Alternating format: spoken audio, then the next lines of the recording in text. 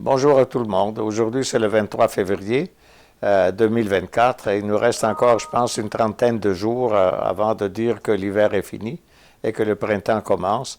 Naturellement, le février est plus long cette année d'une journée entière et parce qu'on aura le 29, hein, c'est ça, on aura le 29 février, c'est ça. OK, donc c'est une fois tous les 4 ans. Et voilà. Et ce serait intéressant de fouiller l'histoire des 4 ans parce que c'est et puis de cette journée exceptionnelle à tous les 4 ans de plus.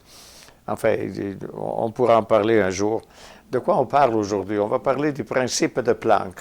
D'abord, c'est qui Planck? Max Planck, c'est un monsieur extraordinaire. Il est né en 1858, mort en 1947. C'est un physicien. Et il est allemand. Et finalement, il a fait des choses vraiment extraordinaires. Il a eu le prix Nobel pour la physique en 1918, imaginez, donc ça fait longtemps. Et puis, qu'est-ce qu'il a fait, lui? Ben, regardez, c'est marqué ici, c'est un théoricien des 4 interactions élémentaires responsables de tous les, finalement, les phénomènes physiques dans l'univers. Finalement, tout ce qui se passe dans l'univers est régi par 4 lois. Et puis ces 4 lois, sans rentrer dans les détails, parce que si ça vous intéresse de trouver les 4 lois, il y a les sites Internet qui viennent avec ce vidéo, et vous pouvez aller le fouiller, mais c'est compliqué un peu. Et finalement, c'est pas sûr qu'on s'enrichit avec ça, à le savoir, mais quand même, c'est intéressant. Donc c'est un monsieur vraiment extraordinaire. Il a développé aussi la mécanique quantique, c'est-à-dire, c'est quoi cette mécanique quantique? C'est-à-dire la quantité d'énergie, ou si vous voulez, qu'il y a dans les particules de la matière. Lui, quand il a terminé sa vie, il a dit qu'au fond, la matière n'existe pas. C'était plein de vide, d'énergie et puis tout ça. Enfin, c'est tout un monde spécial, le sien. Naturellement, il est extraordinaire, ce monsieur. Il était ami de Einstein, il était ami de pas mal de physiciens de son époque, donc des années 1910, 1920, 1930 et tout ça. Il a eu à un certain moment quelque chose de très fâcheux dans sa vie, naturellement très triste, c'est que parmi ses enfants, il y en avait un qui apparemment avait collaboré à faire un attentat à Hitler en 1944. Donc il a été pris, capturé, finalement il a été, le procès, puis finalement condamné à mort et il a été pendu. Et ça, juste avant la fin de la guerre. Ça l'a vraiment bouleversé. Naturellement, après, ben, finalement, lui, il est mort en 1947, et puis même l'Allemagne, de l'Allemagne dans laquelle il était, c'était une Allemagne occupée. C'était les troupes alliées qui étaient là partout en Allemagne. Mais à part cette tristesse personnelle et tout ça, c'est un monsieur vraiment extraordinaire. Il a dit des choses vraiment très intéressantes. Regardez, il a dit, la science progresse un enterrement à la fois. Qu'est-ce qu'il voulait dire avec ça? Il voulait dire que ce n'est pas parce qu'on découvre quelque chose d'exceptionnel, qu'on est nouveau, qu'on réussit à convertir tout le monde à l'accepter. Non, il dit que ça prend du temps. Donc ça prend tellement de temps qu'il faut que pratiquement tous ceux qui n'y croient pas aujourd'hui parce que c'est trop nouveau meurent, et leurs enfants qui ont vécu déjà dans ces nouveautés-là, ils sont prêts à accepter la chose. C'est pour ça qu'il dit, la science progresse, c'est un enterrement à la fois. Pour vous dire, quand nous sommes aux alentours de 1905, je crois, Einstein fait sa relativité d'Einstein. Il y a 2 relativités, peu importe, enfin, mais il trouve quelque chose d'extraordinaire avec la vitesse de la lumière, la masse, et puis des choses vraiment tout à fait nouvelles. Et ça met à genoux un peu la théorie de Newton. Newton était donc le grand savant à partir de 1600, je crois, 1600. Et quelques, donc il a fait le calcul infinitésimal, il a fait des choses extraordinaires, mais la physique est restée sa physique à lui, de Newton, jusqu'à quand à l'arrivée, grosso modo, de Einstein. Donc l'idée, c'est qu'on ne peut pas se convertir finalement aux nouveautés sans que les vieux, finalement, ne soient plus là.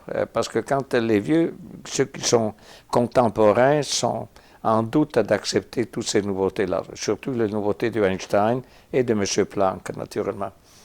Donc, l'idée que quand il dit la science progresse un enterrement à la fois, Et ça, lui, pour lui, il disait l'avenir appartient à la jeunesse. C'est justement parce que étant finalement l'enfant d'une famille de pasteurs religieux protestants et puis tout ça, il connaissait bien la Bible naturellement, et il racontait à un certain moment dans la Bible, c'est marqué que le peuple d'Israël est, mettons, esclave. Et les Hébreux sont esclaves en Égypte. Et finalement, le roi égyptien les libère. Et puis, ils veulent retourner, Moïse est là, et ils veulent le retourner dans leur terre, finalement. Ça serait peut-être aujourd'hui Israël, à peu près. Et naturellement, Moïse sait que la mentalité des Juifs que lui l'amène, vers la terre promise, ces gens-là ont une mentalité d'esclaves parce qu'ils ont vécu toujours dans un monde d'esclaves. Donc, il s'arrête dans le désert avant de traverser finalement la mer Rouge et tout ça. Il s'arrête dans le désert 40 ans pour permettre aux vieux qui étaient mentalité d'esclaves de mourir et les jeunes qui sont nés dans le désert avaient une nouvelle mentalité. C'est dans ce sens-là qu'il se réfère, lui, quand il dit la science progresse un enterrement à la fois, c'est que, et pourquoi il dit que l'avenir appartient à la jeunesse, c'est parce que ce sont les jeunes qui vont accepter les nouveautés plus que les vieux et puis tout ça. Voilà, ça c'est sa théorie à lui. Donc, l'âge, parce qu'il dit l'âge influence la volonté d'accélérer, d'accepter des nouvelles idées. Et donc, c'est l'exemple que je vous ai donné de Moïse et de l'Exode. Et puis, voilà.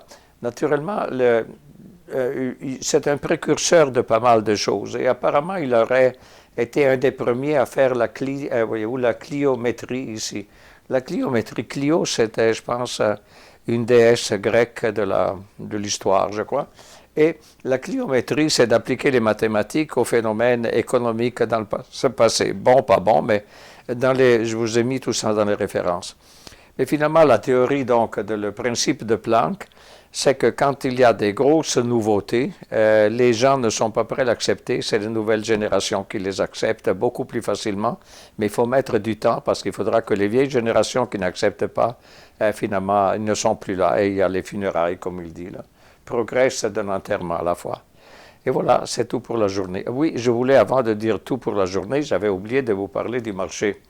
Le marché, comme Gary nous le met ici, regardez, le marché, ça c'est le SPY, c'est vraiment exceptionnel. On a eu les états financiers de la compagnie Nvidia et finalement c'était plus que prévu, puis ça continue comme ça, c'est un titre extraordinaire.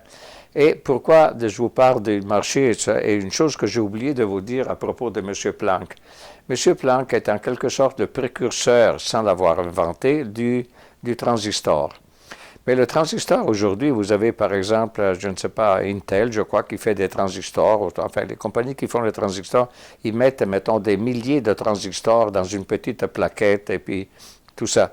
Mais quand les transistors sont nés, moi je me souviens, j'avais la télévision à l'époque, mettons dans les années 1940, pas 40, non, mais ici, au Québec, j'avais la télévision en 1967. Donc, j'avais la télévision, mais ça chauffait beaucoup parce que c'était fait de lampes en arrière, dans la boîte, là, et puis toutes ces lampes étaient des transistors. Donc, quand un transistor sautait, parce qu'à cause de la chaleur, il se brisait, il fallait à la pharmacie, et la pharmacie avait une boîte dans laquelle on pouvait sortir les ampoules, qui étaient des transistors, et les remettre soi-même à l'intérieur du téléviseur. Imaginez de là, ce n'est pas que lui il a inventé le transistor du tout, c'est une invention américaine, mais ça c'était fait en 1948 à peu près. Mais l'idée finalement que lui a lancée avec le quantum et puis tout ça, c'est qu'on pouvait miniaturiser tout ça et puis finalement c'est sorti ce qu'on a aujourd'hui, c'est-à-dire une petite plaquette de rien dans l'ordinateur, ça a l'air de rien, mais là-dedans il y a des milliers